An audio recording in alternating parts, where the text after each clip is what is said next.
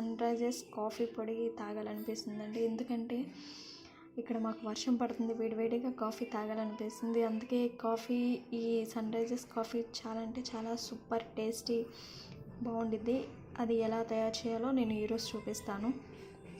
ఒక గిన్నె తీసుకొని దాంట్లో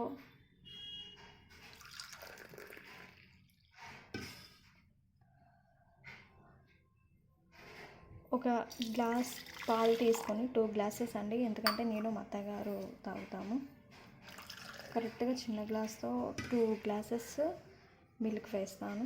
ఇంకా నేను వాటర్ కూడా పోయినమాట.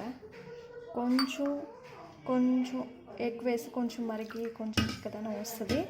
నేను అసలు ఇంక వాటర్ పోయకుండా ఓన్లీ మిల్క్తోనే చేస్తాను.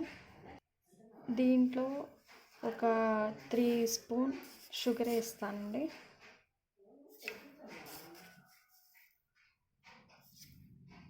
త్రీ స్పూన్స్ సరిపోతుంది, కరెక్ట్గా ఉండిద్ది. స్టవ్ ఆన్ చేసి పాలు పెట్టానండి. ఈలోపు కొంచెం మరుగుతూ ఉంటాయి. ఈలోపు 2 కప్స్ తీసుకొని దీంట్లో సన్ రైజర్స్ కాఫీ పొడి వేస్తాను.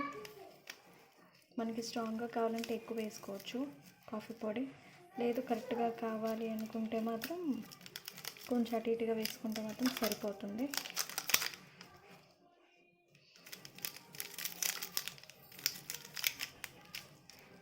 పాలు పొంగొస్తున్నాయండి, కొంచెం మరిగితే చాలు.